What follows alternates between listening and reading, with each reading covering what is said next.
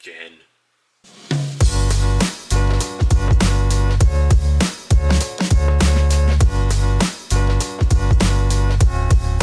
Sometimes, great things come in small sizes, and it's finally time to make a return to the world of retro handhelds. This time around, and probably not much of a surprise, but we have a new entry from Anbernic with the RG28XX, which is yet another handheld powered by the Allwinner H700, and it's quite the familiar chipset that's now been seen across a range of Anbernic devices, including the RG35XX Plus and the RG35XXH.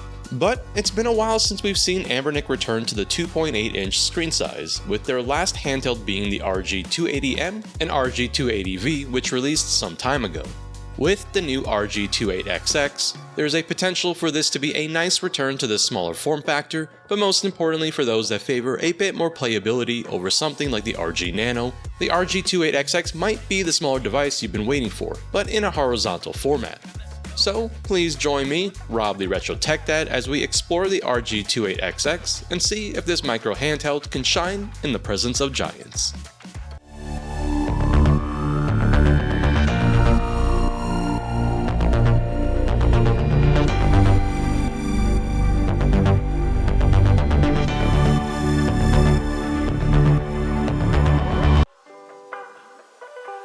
Let's do a quick rundown of the specs, and for those that own a RG35XX Plus or the RG35XXH and the recently released 2024 revision of the RG35XX, these specs will look quite familiar with just a few small differences.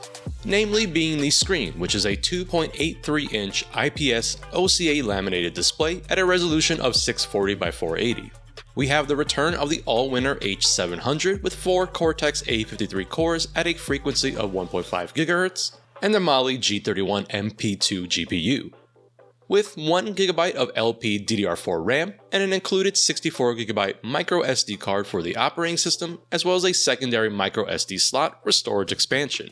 There is no Wi-Fi on board, and we do have a USB Type-C port for charging and a mini HDMI for video out, as well as a 3.5mm audio port. The RG28XX includes a 3100 mAh battery, which Anbernic claims up to 8 hours of battery life, and we will be checking this out later on in this video. The 28XX ships with Anbernic's own Linux-based operating system, and it is available now for purchase direct from Anbernic's website or Aliexpress for around $48 for the base 64GB model.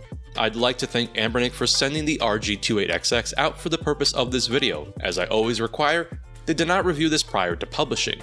Okay, time to unbox, and this is quite the familiar sight with the very standard Anbernic package. It's a very minimalist design that depicts the outline of the handheld that waits for us inside.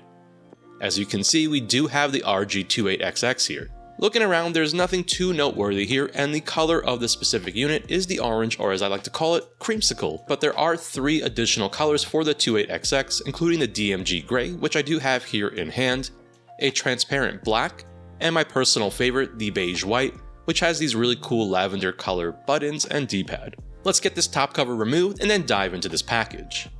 And we have the RG28XX peeking through the plastic baggie, which is the first thing that greets us. The orange color is definitely noticeable even through this plastic baggie, and yes, we will put it aside for just a moment while we check out what else Anbernic gives us inside this package. Of course, we have the plastic tray that helps keep the handle nicely in place, and below that we have the usual included instructions that come pre-folded, and it does include some useful information, like detailing these shortcuts when in RetroArch, and definitely worth looking through. We have a smaller box inside this package, and in here we do have the included USB Type-C to Type-A cable. It's a very short length, and honestly I'll probably end up using my own since I've got a ton of these around the house. As usual with these cheaper handhelds, we do not have any power adapter included. And that about does it for the contents of the package. Let's now put our focus back on the RG28XX and check it out in hand. I'll carefully slide the plastic baggie off, take off the foamy insert, and there's that orange creamsicle color in all of its glory. I've got to say that it does feel light but solid, and I think that it's now the perfect time to take a tour around the device and check out some of its features, but let's do a quick color change and get the gray DMG model on screen for this tour. Starting at the top right corner, we return to the inline shoulder buttons that Anbernic has mostly been known for, but these are quite different than any of their prior handhelds, and it's set up a little bit differently than usual.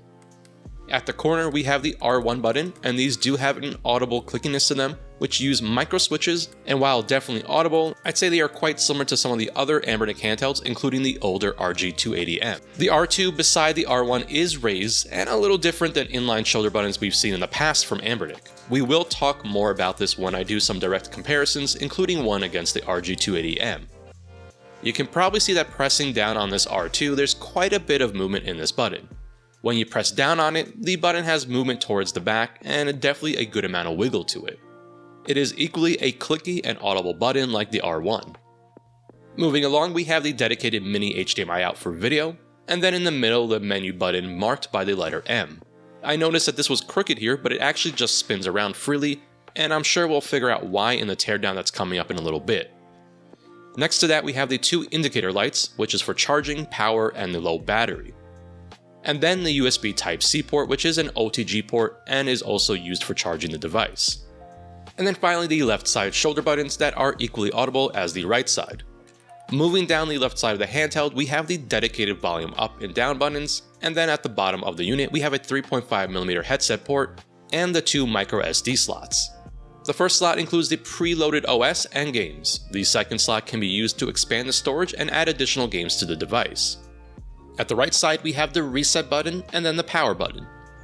Finally, on the back of the RG28XX, it's a nice smooth surface with just the branding of the model number and then the 4 visible screw holes to secure the backplate. Okay, let's go front side and get a nice close look at the D-pad here, which at this angle and in this shot actually looks bigger than what it really is. We will see in these size comparisons just how tiny this D-pad actually is.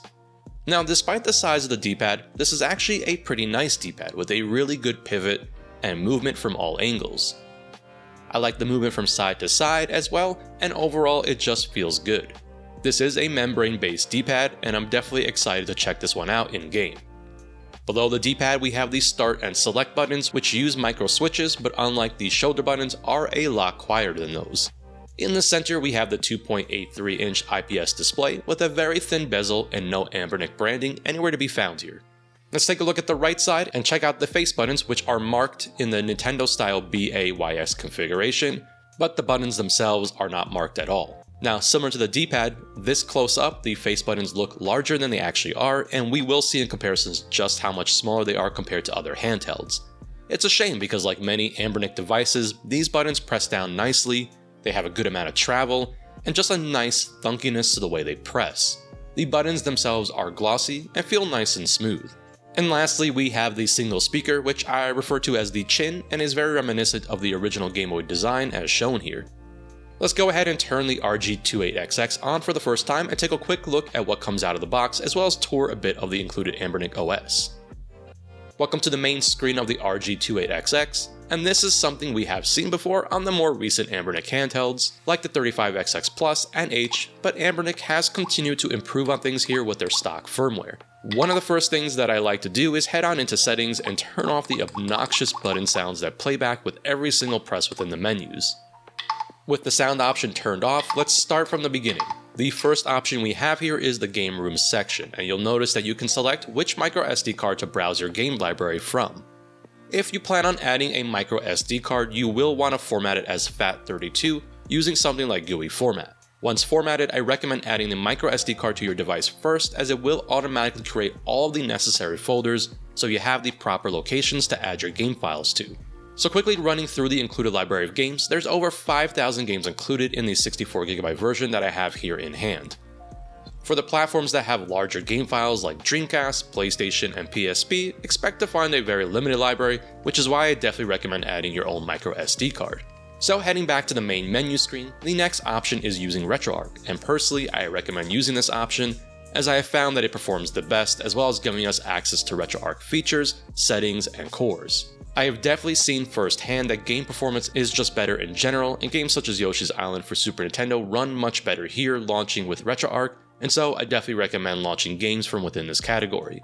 The platform selection screen does look slightly different here, and you can see that we have access to a bunch of different platforms ranging from PSP to Pico 8 and arcade platforms like Atomiswave. Now back to the main menu, and our next option is the favorites section. Now I don't have any favorites set here, but it's a pretty simple process. And so let's quickly select a game such as Yoshi's Island, and when you have a game title selected, all you have to do is press start, and then a star will appear next to the title indicating that you have added it to your favorites. Okay, moving along, we have the history section, which shows which games were most recently played. It's pretty self-explanatory. And then beyond that, we have the search function, which does work pretty well. I'll quickly search down Yoshi's Island, and it does come up as expected. So next we have the Apps Center, and there are some fun little things in here, including an MP3 and video player. I have a feeling that Shem from RetroBreeze will enjoy the MP3 player functionality. We also have a file manager so that we can move things around from one SD card to another without needing a computer, and beyond that there's not a whole lot here, but it's still interesting to see that we do have these options. I'll make one note that the device treats these as apps that have to be launched, and so they do need to be loaded in, and then when you quit, they have to go through the exiting process. There is no multitasking of any kind here. Finally, let's head into the settings section, and surprisingly there's not a whole lot of exciting things here. It's mostly what you expect to find from things like brightness adjustment, date and time, language settings, but you can also launch RetroArch here without loading any games and make configuration changes as desired. We can also change some of the visual aspects of the interface here, so things like the icons and the background image can be changed with the given options. Beyond that, there's not much else here, and so let's head in-game and then check out some of the shortcuts and options we have access to when in-game. I'll go ahead and load up some Ridge Racer Type 4 for the PlayStation 1, and using that menu button up top, we could do all sorts of combinations when using RetroArch. First, just pressing the menu button will bring up the RetroArch quick menu in-game, and here of course we have access to all sorts of settings. The menu button in combination with other buttons will allow us to do different things. For example, R2 will speed up gameplay, and then L2 will slow it down.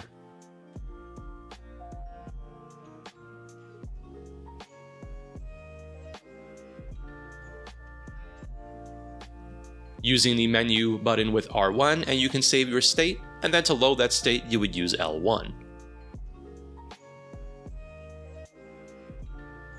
So menu and Y will bring up the frame rate overlay.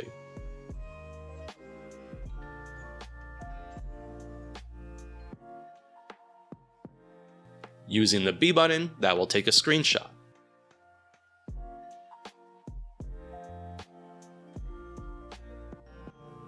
X will pause the game, and then to adjust brightness we can use the menu button in combination with the volume up and down. And finally, menu plus start will allow us to easily quit a game. Now these only work when you've loaded up a game in RetroArch, and these do not work when in-game using the game room section. We have only a limited option of things that we can do here, so pressing menu will bring up a menu that gives us access to things like save states, brightness adjustment, filter options, and really that's about it. Again, I definitely recommend sticking with RetroArch in general. So let's go ahead and size up the 28XX to get a better sense of how this compares to other handhelds. You could probably see that I've rounded up quite a number of handhelds, and it's really amazing how many micro handhelds we've seen in the past few years. For this, I went through a bunch of my personal devices and tried to find some good ones to compare against that either have a similar screen size or physical size so that we can make these comparisons a bit more meaningful. Let's start out with the Anbernic handhelds, and immediately when the news of the RG28XX came out, I thought of two devices, the RG280M and the RG280V. Now we never did receive a plastic version of the 280M, and in many ways the 28XX is kind of the plastic version that we never got. I'll be diving in specifically comparing the 280M against the 28XX later on in this video, but for right now, you can see that despite having the same screen size, the 28XX is a smaller device both in width, height, and thickness. However, the 280M has a much larger D-pad and face buttons. It is worth noting that the 280M has a lower resolution display. The vertically oriented 280V has such an interesting shape, and it's quite a comfy one to grip, and this one has the same screen size at that lower resolution. But like the 280M, has much larger face buttons and D-pad when compared to the 28XX. Finally, we have the last of the Anbernic devices I've rounded up here with the comically small RG Nano.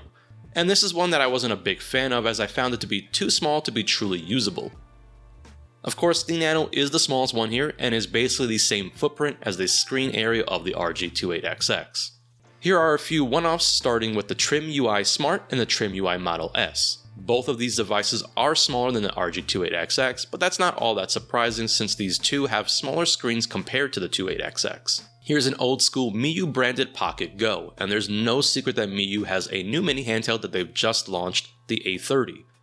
So I thought it'd be fun to dig out this old relic and compare it to the 28XX and see how it sizes up until I can get my hands on the A30. The Pocket Go here is very similar in size to the 28XX, and again, the thing that stands out are the larger face buttons and D-pad. And then one more Miyoo device with the original Miyoo Mini that has the same screen size as a 28XX, but this one is obviously a vertical handheld, and much like the others has a larger face buttons and D-pad. The GKD Pixel, which is a much smaller device with a smaller 2.4-inch screen and a metal body like the RG Nano and 280M. I actually measured the face buttons and D-pad here, and amazingly the face buttons are just slightly larger on the 28XX by about half a millimeter. The D-pad is nearly identical in width and height, but on the inside of the D-pad, the GKD Pixel's D-pad has more surface area.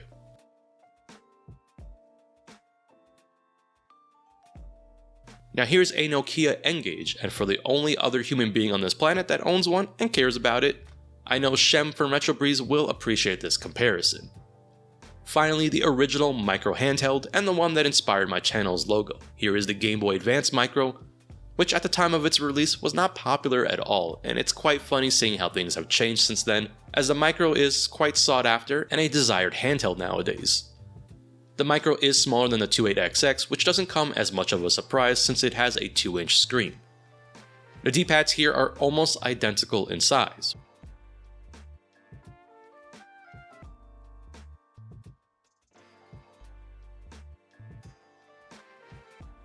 With the face buttons being much larger on the Micro by about as much as 1.5 millimeters. So let's quickly weigh in these handhelds and get an idea of where the 28XX stands among the group here. The 28XX comes in at a very light 125 grams or just under 4.5 ounces. The RG280M unsurprisingly weighs in more with its metal shell at 203 grams or a little over 7 ounces. The RG280V, which is just slightly heavier than the 28XX, coming in at 128 grams or 4.5 ounces. The absolutely tiny RG Nano, which to no one's surprise weighs in less than the 28XX at a svelte 81 grams or just shy of 3 ounces.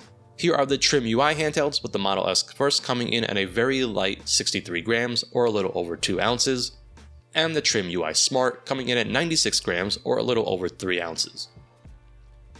Now we have some Miyoo devices, with the old Pocket Go coming in at 86 grams or 3 ounces, and the incredibly popular Miyoo Mini coming in at 104 grams or a little over 3.5 ounces. The Nokia N-Gage having a brief moment to shine, and this little guy is lighter than the 28XX, coming in at 119 grams or just a little over 4 ounces. And lastly, one of the original micro handhelds with the Gameboy Micro, with a cartridge inside coming in at a paltry 94 grams or a little over 3 ounces. This means that out of the group of handhelds here, the 28XX is actually the third heaviest, coming behind the 280M and 280V, and that's not necessarily a bad thing, since despite the RG28XX's miniature size, it's a handheld that still feels quite solid in the hands. The plastic being used here feels good, the device is rigid and doesn't have any kind of flexing. Now I will comment about the shoulder buttons and the volume up and down buttons, which definitely rattle. It's not something that bothers me, as I'm not usually shaking my RG28XX using it for some Samba de Amigo, but I do know that for some viewers this can be an issue, and so it's worth pointing it out here.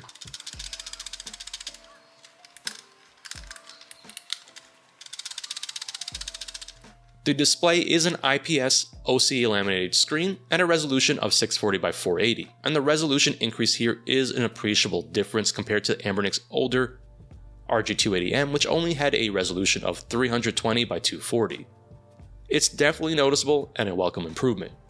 However, the older 280M does have a brighter display, and for the RG28XX, I will say that the display isn't the brightest that I've personally used, and while for indoor usage it is more than sufficient, those who plan to use this outside might have issues with the panel not being as bright as others.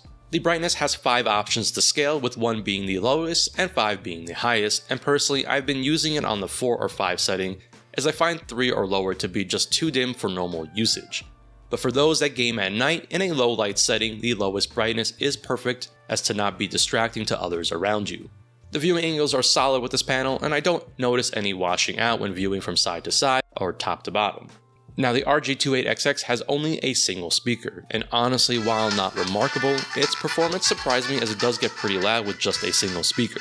It also doesn't distort at that highest volume setting, and I found that the volume does scale properly from 0% to 100%. Let's have a listen here with a bit of Marvel vs. Capcom 2 for the Dreamcast.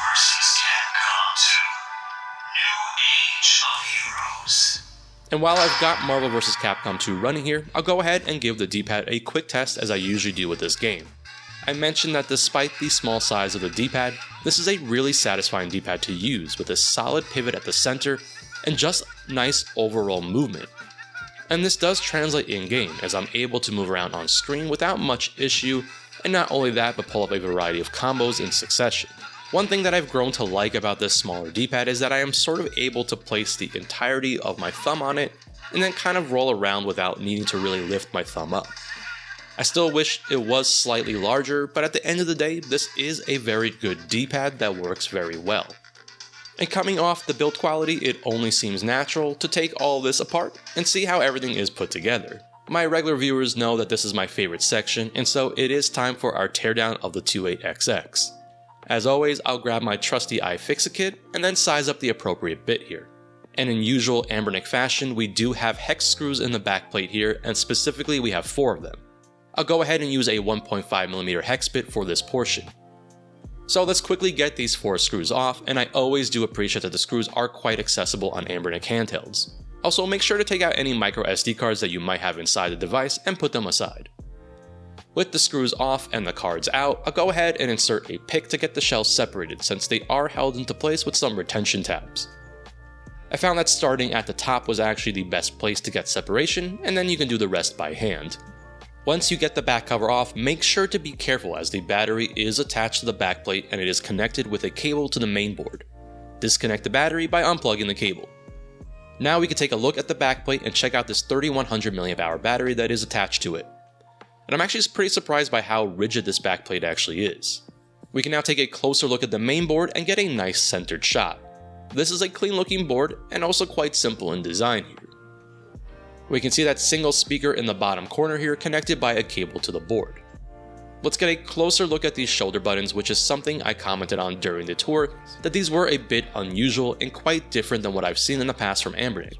It's obvious now why that R2 button has so much movement since it actually sits in the shell with just a single peg, and doesn't really get any additional support to keep it in place. And for the R1, we can see that the micro switch is pressed down from within the button and sort of hugs it instead of just sitting directly on it, making contact with it. The power and reset buttons here have small felt pads for sound absorption, and out of everything in this shell, it is actually the only thing that doesn't rattle. But for whatever reason, Anbernic didn't do the same thing on the opposite side with the volume up and down buttons, which have a bit more movement in the shell and can be heard rattling slightly. And if you recall, I commented about the menu button on top swiveling around so that the M wasn't actually in one static orientation. That's because the menu button is essentially free to roll around in its slot since there isn't any keying of any kind to help keep it in place. Not a big deal, but interesting to note nonetheless.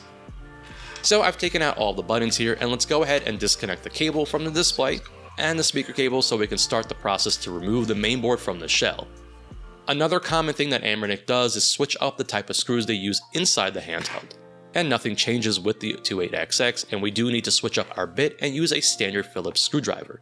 I'm going to go ahead and use a Phillips head size 00, which seems to be a good size for this, and we do have 6 total screws that we need to remove. With all 6 screws out, the mainboard lifts out of the shell nice and easy. And we can finally take a peek at the other side of the board, and that Allwinner H700 is nice and visible at the center, and there are no thermal pads here or any cooling of any kind here. It's interesting to note that this is the RG28XX version 3.0, so clearly we've had some revisions here behind the scenes. Here's a look at the micro switches for the start and select, and it's pretty funny since on my unit, they actually do not sound the same. The select button on the left is much quieter than the start button on the right. Okay, let's take a quick look at the face buttons and D-pad here. The membrane for the D-pad is really tiny as expected and pretty funny to look at, but this is a solid membrane that presses down really well and feels nice and is pretty normal for an Anbernic handheld nowadays. The D-pad of course is tiny itself, and compared again to the Gameboy Micro, which is actually pretty similar in size. We have the same tiny membrane for the face buttons, and this does feel identical to the one used for the D-pad. The face buttons themselves are not uniquely keyed, and you can obviously swap in some different color ones from another 28XX unit, but these are unique in size compared to any other Anbernic handheld.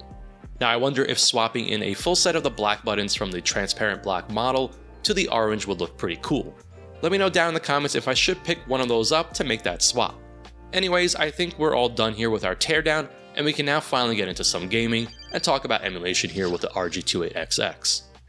Let's start out with the lighter stuff, and the H700 in this RG28XX is familiar territory, so devices like the RG35XX Plus and H will give us a good idea of what to expect from the 28XX.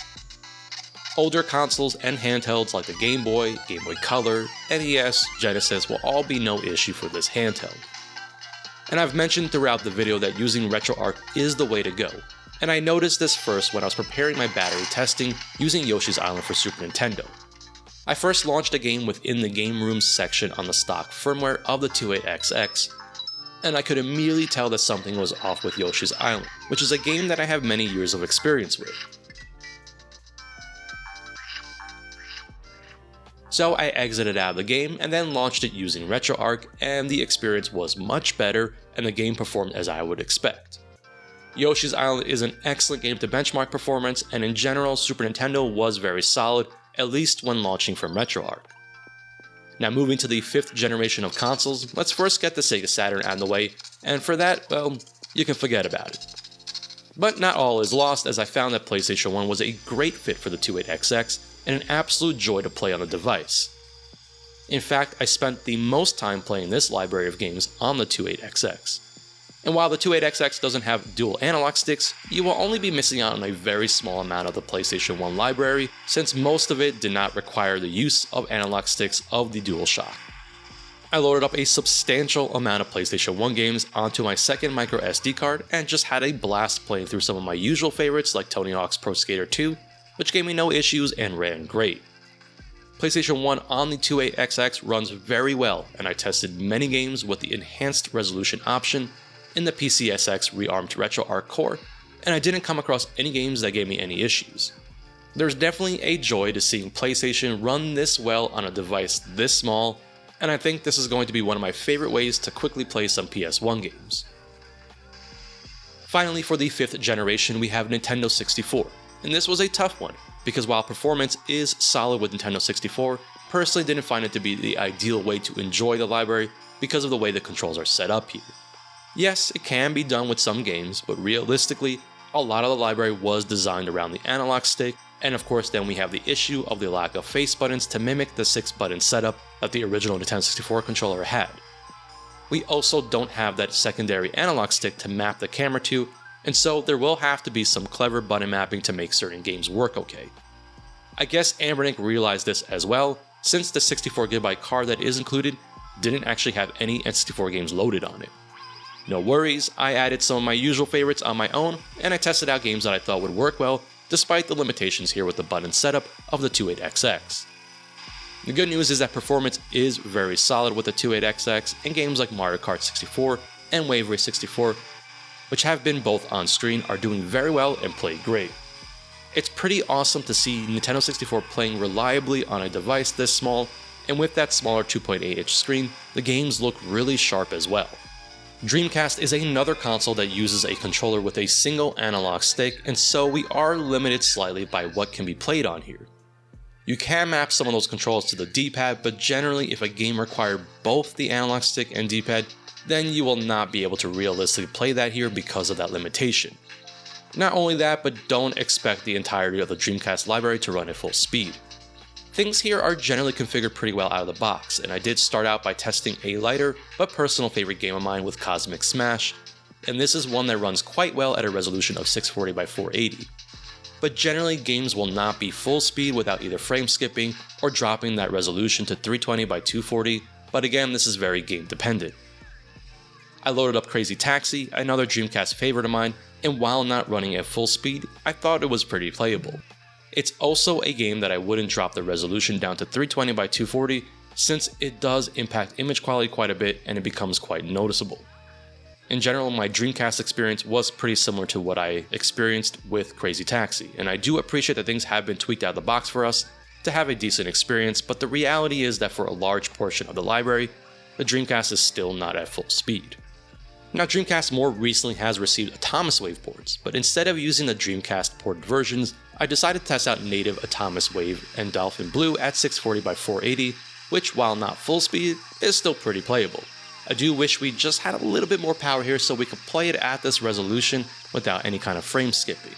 When we turn down the resolution in settings, this game does run a little bit better and is what I consider acceptable at this screen size, but unfortunately this isn't going to be the case for every game, as some don't hold up as well with that lower resolution. Another platform here that is supported but not an ideal use case for myself is the PlayStation Portable. We are dealing with that 16:9 aspect ratio on a 4:3 screen, and a very small one at that, and so PlayStation Portable games are definitely not going to look that great here. However, when it comes to PSP, expect to reliably play only the absolute lightest of games, and really this is not the intended use case for a device like the 28XX, which has neither the correct screen or power to do PSP properly.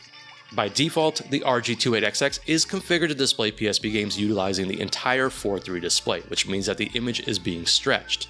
So in order to change that, we will need to go into the RetroArch settings, and then video, and under the scaling option, you will want to make the adjustment to the aspect ratio here.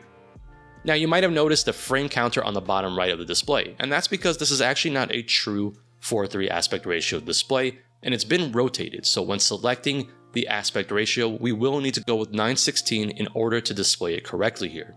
And again, while PSP might not be an ideal use case for the 28XX, it's still pretty cool to see a device like the 28XX capable of playing any kind of PSP games, and naturally I had to play a bit of Loco Roco, which is one of my absolute favorite PSP games. Let's check out another handheld platform with the Game Boy Advance, and while its 3:2 aspect ratio isn't an exact match for the 4:3 aspect ratio of the 28XX's screen, I don't think this is as much of an issue when compared to something like the PSP that we just talked about. With the Game Boy Advance, you will get very small black bars on the top and bottom if you are wanting to maintain the proper aspect ratio. Anbernic actually has this one configured out of the box with it set to a 4:3 aspect ratio by default. Now, like we did for PSP, we can go into the RetroArch settings under video and then go to scaling to make the changes.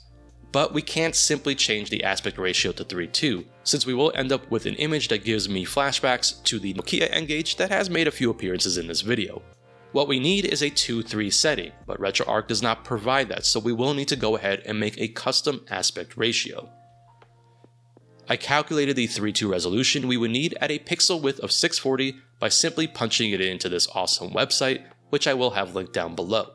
To maintain the correct aspect ratio, we will need to go with a resolution of 426.67 to match up correctly. So in this case, you can either use 426 or 427 to round it up.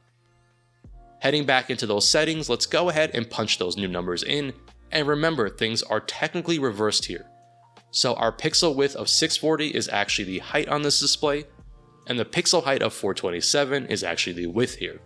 You'll notice that we now have the screen stuck on top, which can be adjusted by changing the X position, and as you change the values, it will start to drop.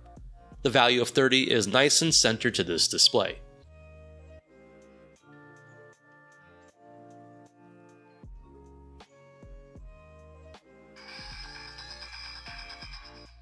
One last platform I wanted to give a little shout out to was Pico 8, and in the recent weeks I've been hooked all over again, enjoying tons of different Pico 8 games, including some of my now personal favorites like Sweet Buns and Cosmic Collapse.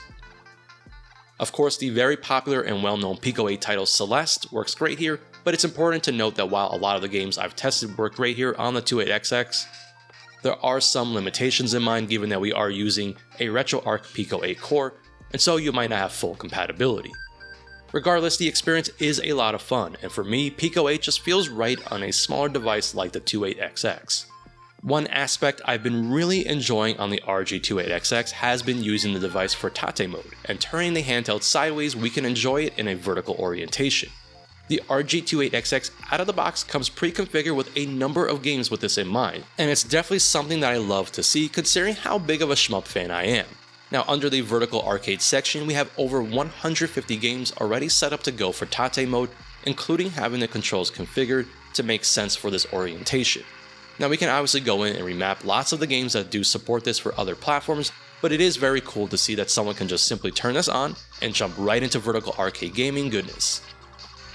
I have to be very honest, I spent an entire evening just going through these games and having an absolute blast with games like Gunbird and Strikers 1945 2.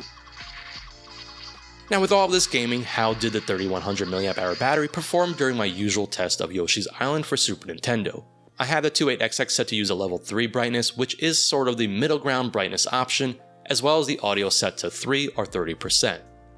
The 28XX managed 8.5 hours of on-screen time, which is quite impressive given the size of the battery and device. Now let's check it out with a bit more demanding emulation, and I decided to use Spyro the Dragon for this using the enhanced resolution mode, and again with the same level 3 brightness and 30% audio volume, and the device still managed almost 8 hours and 20 minutes of on-screen time. The battery life here is definitely very solid. Now I do want to quickly mention that with the stock firmware we don't actually have a real standby function, and when you hit the power button to put your device to sleep, what it's actually doing is just turning off the screen. And so I definitely recommend making sure that you save progress in-game or with a save state and then fully shut down the device, otherwise you will most likely wake up to a dead 28XX overnight. I'm hoping this is something that we can see solved with a custom firmware option in the future.